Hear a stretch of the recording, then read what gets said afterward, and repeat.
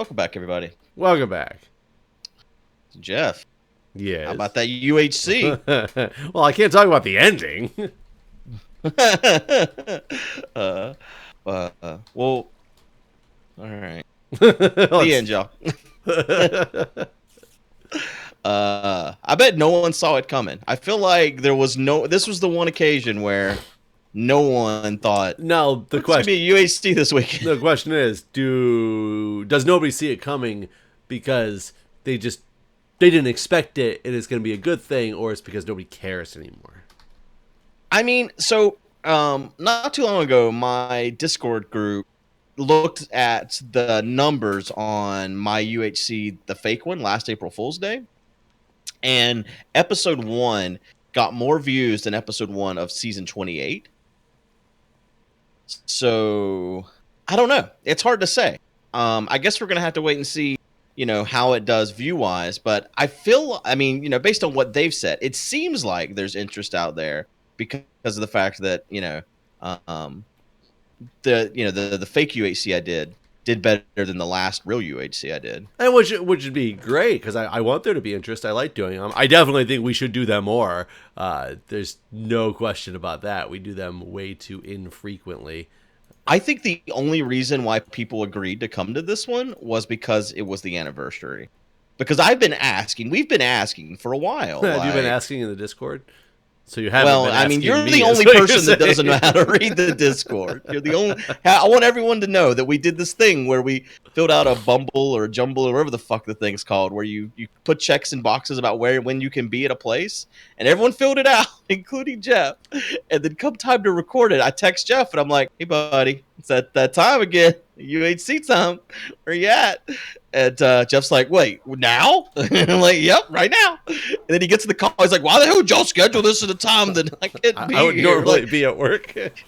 yeah, and he'd put the check in the box like And- he would be here at this And time. it did turn out I had put the check in the box. But as I explained to Guude, I think when I looked at it, since we never record these things on a Friday, they're always like on a Saturday or a Sunday, I guess I filled out the times with my assumption being that I was filling out times for Saturday, Sunday, not even paying attention to the fact that it said Friday on the top of the one sheet. And it was funny too, because when I filled out 2 days worth of times that I thought I was available and I hit like submit, it said something to me like, you haven't like looked at all the choices yet.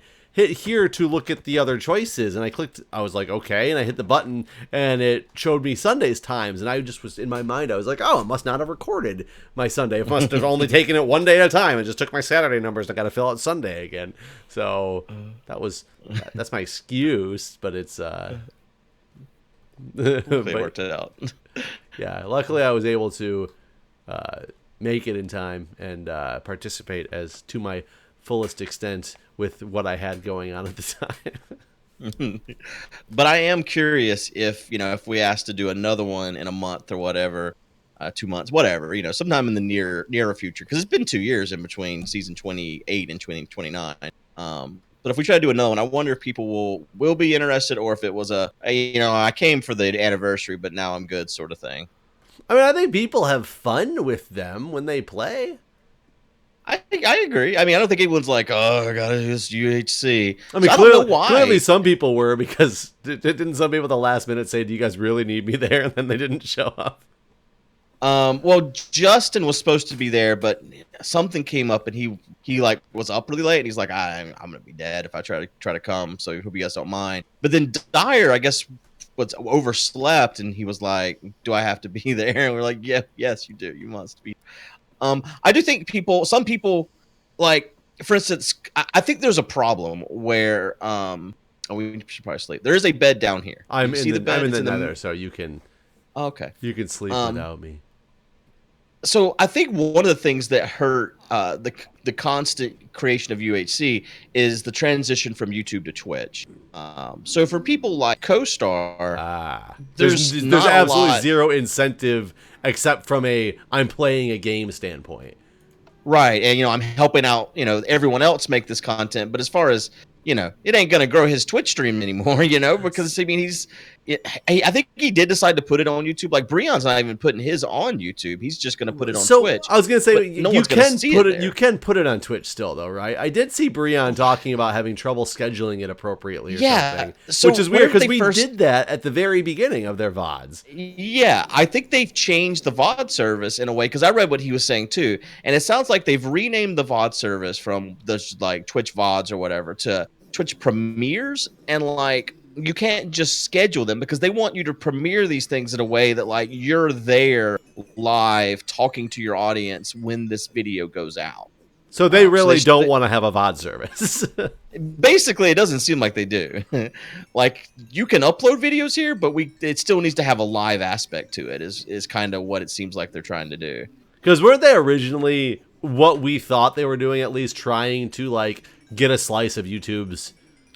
Yeah, they're trying. They were trying to. Yeah, Which I would have been competitive happy with had what- they succeeded at that. Had they figured out their whole monetization thing for the videos and stuff appropriately, but. I think that was the biggest problem from the content creation side of it was their ads sucked. Like they take such a big cut of normal, just regular ad plays that Twitch isn't monetized in that way. And so from a content creation standpoint, it's like, what incentive is there to put stuff here? Because I was going to double dip and just upload my content to both places. Their site was just slow in every way. Like the processing slow. Everything about Twitch was just not. It wasn't a pleasant experience. So I just like I'm not messing with this. It's too much of a hassle.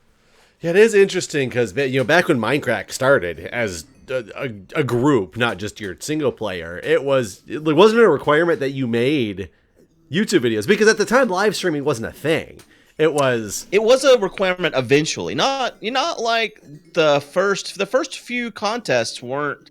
There was no requirement like that. There was just like you got to play on the server was the only requirement. It wasn't you had to because remember like when Arcus joined, Arcus never made a video for years. He built that whole mothership out in the ocean, and no one ever got to see anything. That's right.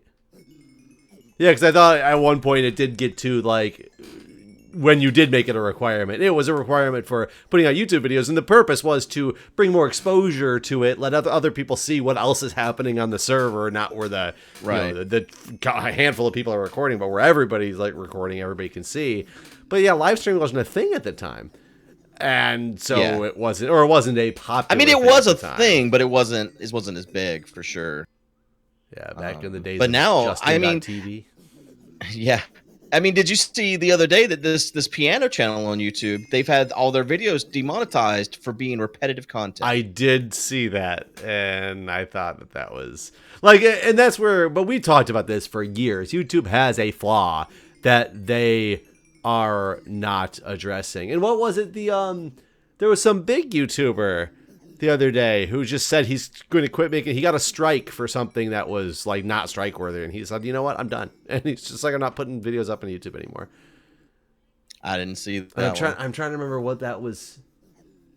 What that was about. I just saw the article on it, and now I can't remember. But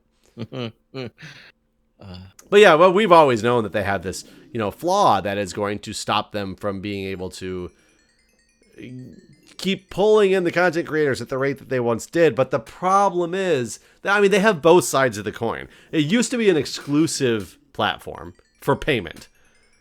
And when you met the threshold and gained partnership, it was like an awesome thing. Like you felt, wow, I did it. I made it somewhere. I'm approved partner for YouTube. And they seemed to try to keep you happy. And then they opened up the platform to anybody who wanted to fucking join the platform and try to make money. And they stopped giving a shit about their content creators.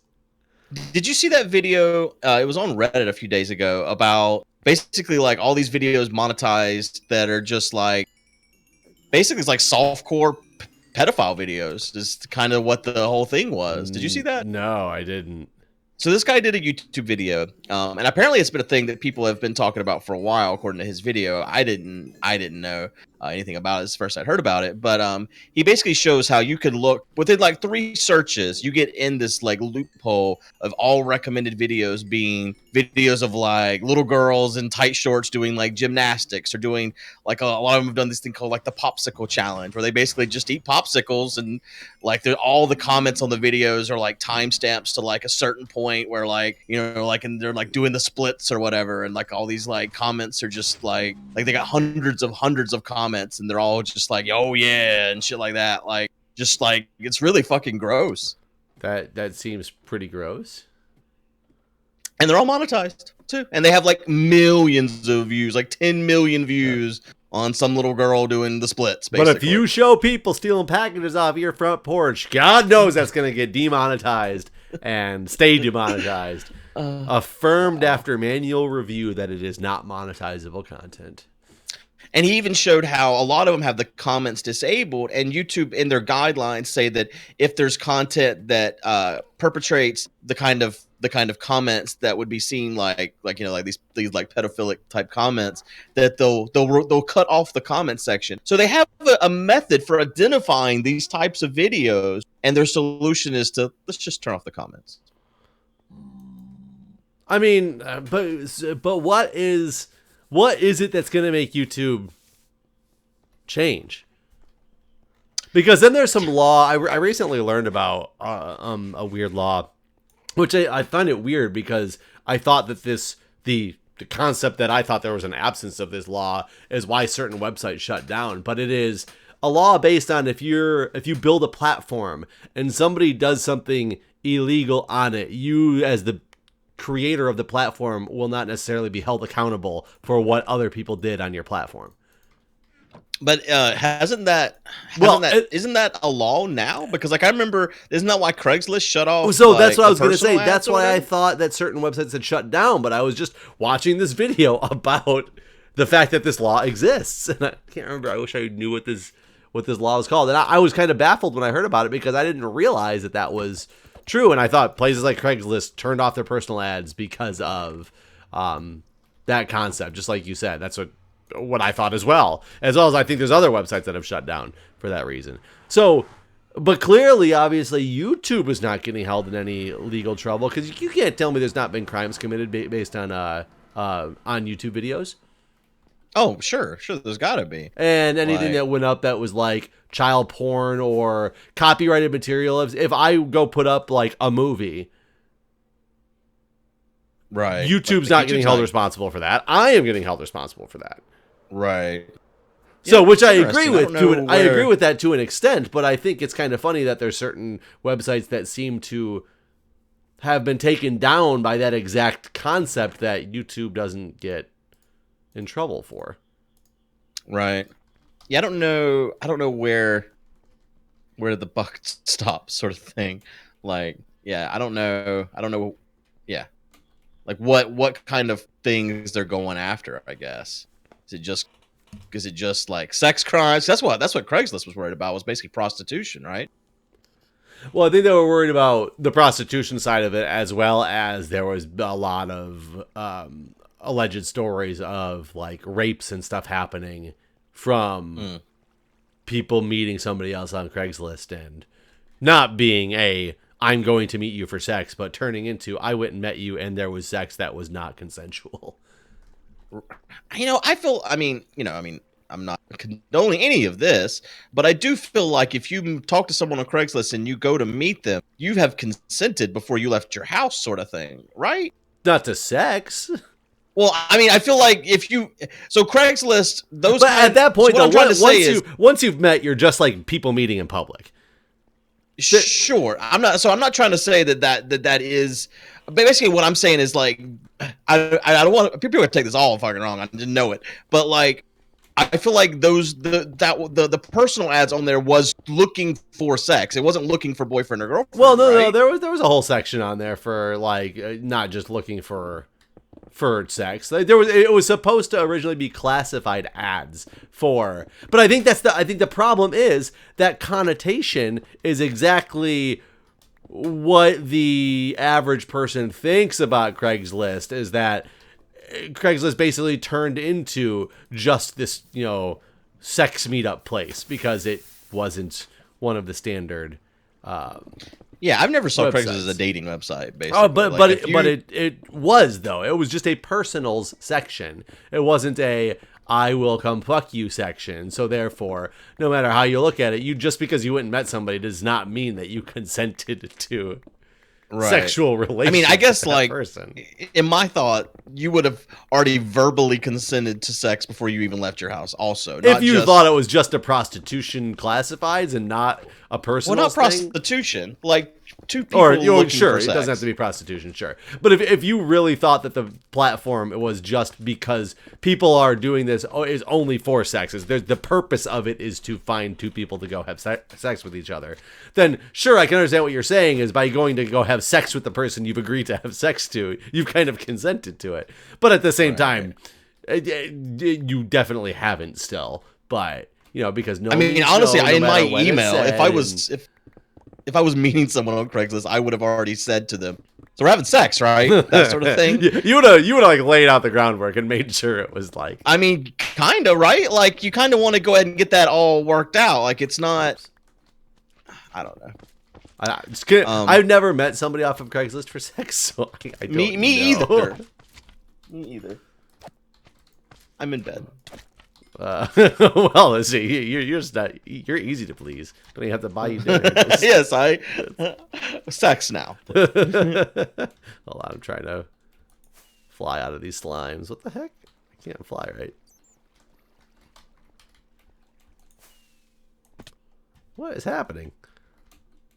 What are you doing? I'm getting like a block or two up off the ground, and then it's coming right back down instantly. Instead of taking off the rest of the way. I was like actually launching up, but then I would end up back on the ground. I think it was just like the client and server weren't agreeing to what actions I just had done. Whoops, I hit the wrong button. You think Hillary Clinton's gonna run again?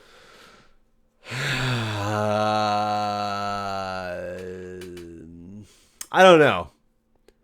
I think with the whole email scandal and the fact that there's so much of the country because the Trump supporting side that still thinks that Hillary Clinton should be in jail, I do not know if that would be a good move. I mean, she was asked recently, and her answer was, "I'm not ruling it out."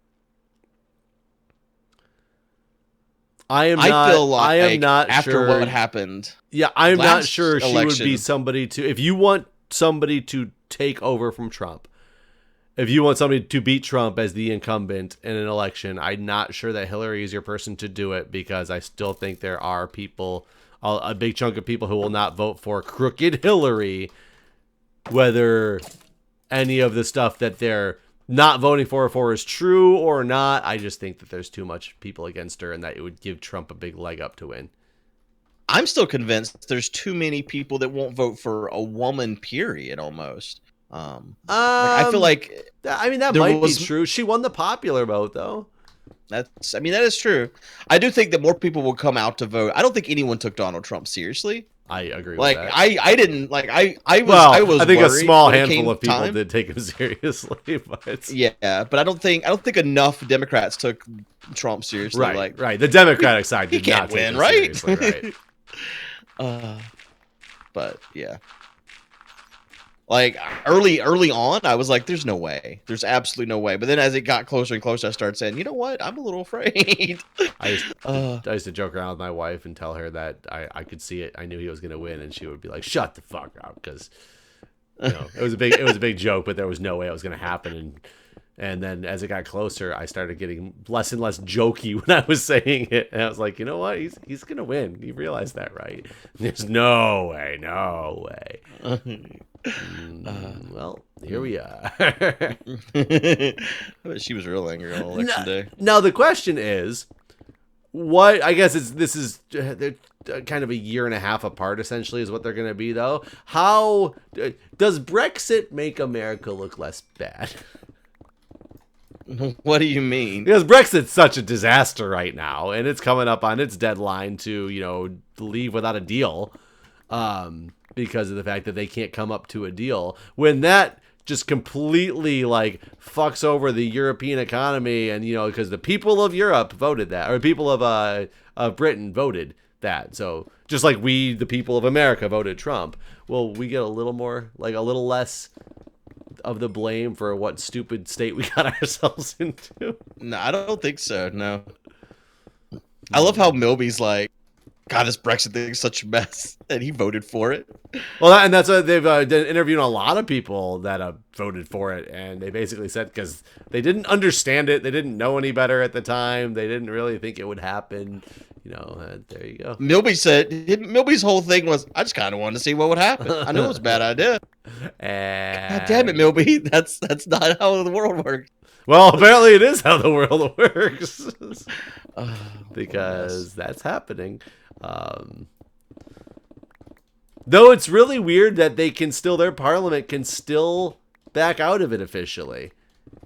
And they just don't want to. I can't say they just don't want to. One of the reasons they don't want to is because they don't want to have the bad press of going against what the vote was. And I'm like, well, yeah, like honestly, if your people voted for it, you can't just unilaterally be like, sorry guys, we don't think this is a good idea. Like, this democracy is saying that nope, we're going against what you voted for. So it's such a weird situation because a lot of people are sitting there talking on TV about how they just need to stop it. They just need to step in and stop it. Like, that's what they're for. I mean, that's to some degree, isn't that what the Electoral College does, though?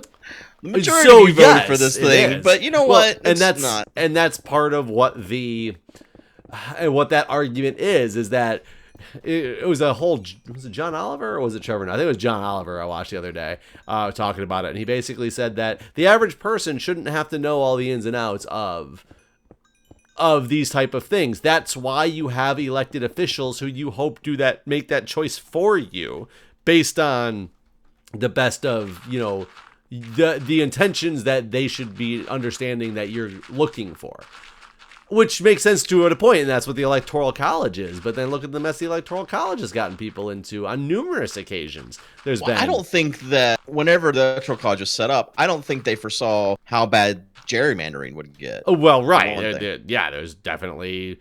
There's many different... I don't even know how gerrymandering is, like, legal. I don't like a whole... Not even legal. How is there some random loophole that lets you just change your election sector lines? Right. Like, how does that even happen? Yeah. Yeah, I don't know. It is weird how we've managed to fuck this up that bad. Just because it is illegal officially, right? To gerrymander? Yeah. Yet somehow you can do it because there's a mechanism to do it. Right. And it's like we're gonna make it illegal to redraw the lines of an election so that they help out one party, but we're gonna still let those lines be able to be drawn every year for some odd reason, just in case. Yeah. What was the tweet that I saw the other day? It was so funny. It was Comcast sent out a tweet saying something about how they would never share your personal, or they would never throttle your connection to certain websites based on like politics or whatever. Basically the whole net neutrality thing. And some guy's comment, his tweet response to it was something along the lines of, guys, we won't do it, so don't worry about it, but just give us the power to do it anyway, but just in case we need to do it. But we won't do it, we promise we'll never do it, but we need to be able to do it just to protect you. So we need to be able to do it, but we won't do it. We promise we won't do it. That sums it up. That's exactly the thing. Net neutrality. Ajit Pai or whatever the hell his name is. I hope that guy is like ousted and never let work again in a high power position.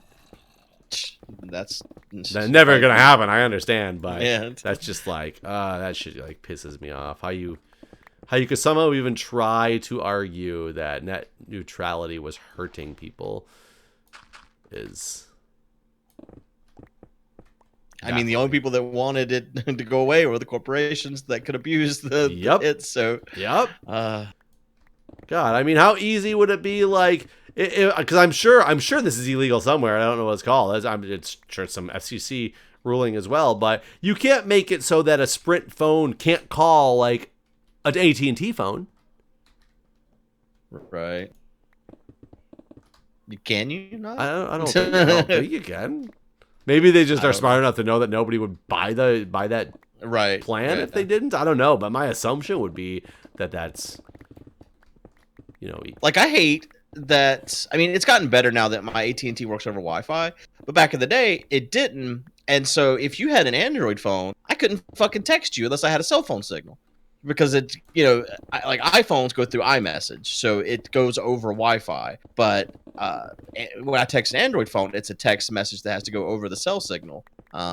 So like, I always hated anyone that had an Android phone, because I was like, well, I can't text you because I don't have cell service at home.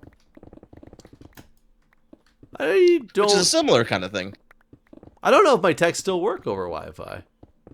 I think my texts still only work because in my hospital I lose service in the basement, but I can turn on like Wi-Fi calling and stuff. But I can still never send a text out in the basement of the hospital. Really? Yeah, my texts work over Wi-Fi. I'm pretty sure mine only work over data. Who do you have? I have now I have T-Mobile, but I used to have Sprint. But I have an Android phone. AT&T. Right. I mean, maybe that's part of it too. I don't know. I don't know. No, I don't know what my next phone's gonna be, honestly. Test that one more. Something with a headphone jack, right? Probably. I mean, I've been slowly considering, do I have to give up this fucking fight? I've been trying to be very stubborn and hold out, but like, I've tested other phones, and like the iPhone is the only one I've really super liked. But I'm not super into any phone anymore, honestly. But it's like a necessary evil sort of thing. I still hate iPhones. I don't know why. What do they do to you? I have an iPad that I use around the house now too, and it's okay for some things, but there's so many things that one button doesn't do enough for me. I don't have enough functionality with that one button to do all the things I need to do. On your phone? Huh? How many buttons you got on your phone? So I theoretically there's not any buttons. They're all like electric capacitive touch areas of the phone, but there's theoretically 3 of them. Ignoring volume. You can map your volume to other things too. But then how do you do volume? It depends on the application. Like, no. Like for instance, like with photos or whatever, you can use your volume button to take the picture. Yeah, maybe it's just that I've never used one in a day-to-day operation, so I didn't know how to use it as well as I do. I guess the Androids are built up a lot more like the old Windows phones were, which was based on Windows operating system technology, which I get, and the iPhone was completely something different. So maybe that's why. Maybe it's just like Linux to me or something. Oh, did you know through Amazon Web Services you have there's access to free like virtual machines that you can use over at AWS? I didn't know that. Yeah, I knew about that. I'm in bed. Oh. I just set up an RTMP server through one that I'm going to try to use for the chili cook-off. Not in the exact way that I was thinking I was going to use it, but in a way that I think will allow me to work and get 1 or 2 extra camera angles without being too crazy. I can't figure out how, for the life of me, Sev originally had it set up like, if you start streaming to the RTMP server, and then I said I'm streaming to the RTMP server, who has it? What if we're both streaming to it? What happens? First in, basically. And if you leave, will mine take over? Yeah. Okay. So maybe it would be working appropriately then. Because I wanted to make it so that I can jump in and out of different camera angles randomly throughout the thing. And what I've realized that I can actually do that might work for me is I'm going to stream. When I need to stream outside content, I can stream it from my phone to the RTMP server, and I can actually have a VLC plug-in on whatever machine I'm actually broadcasting from and pull up the RTMP stream directly into what I'm broadcasting. And that'll work for the way I need it to work for, but I was thinking I could I don't know how I was thinking it could somehow be all set up to stream on that RTMP box, and I could have like a scene set up that was waiting for like 4 different streams to come in and stream them all, simultaneously. Yeah, I don't think that's how that works. So It didn't seem to be from what I could find. That's why I was confused. yeah, But inventory's always full. Hate it. oh yeah, I went down there to empty my inventory, and you said you were in bed, so I went up and slept and never emptied my inventory. Man, we're getting real close. We are getting real close. Then we got to figure out the water source block thing. That's gonna be a Water source block thing. one source block, right? Oh, right. That's what you mean. I was like, what do you mean water source block? We have to have our Yeah, but that won't take too long to set up. our little. But then the real question is, what do we do next? Where does the series go? I mean, I don't know. Maybe the viewers will have to tell us where they think the series should go. Maybe. I know Breon said he has an idea for us to do something next after this. I don't know what it was, though. He never told me. I think you should set up another surviving Minecraft island. We should build surviving Minecraft Island on the Minecraft server. And then, well, I mean, And I was thinking about it the other day, and if we did that again, the best way to do it would just be live stream the whole thing. yeah, that would work. You wouldn't have any. The problem is you wouldn't have the fancy cuts and all. Because the end product of what actually got put out there was beautiful. Like, Broadband did a good job when they put that thing together. They spent $30,000 that it produced. but yeah, it was way too delayed for to have any good purpose. Very delayed, very expensive, very much not worth it. The whole project was a failure in my opinion. Well, I don't think the pro was a failure. I think it was way too the end product was a failure. Like, not really. It didn't do what it was supposed to do because it came out 2 years later. Had it come out like 4 months later, I think it would have been huge. Maybe. I don't know. It's hard to say. So I saw randomly a news article that was talking about Survivor Maryland. And I was like, what the fuck is this Survivor Maryland? Apparently some University of Maryland has been doing a Survivor every, for 12 seasons or something like that.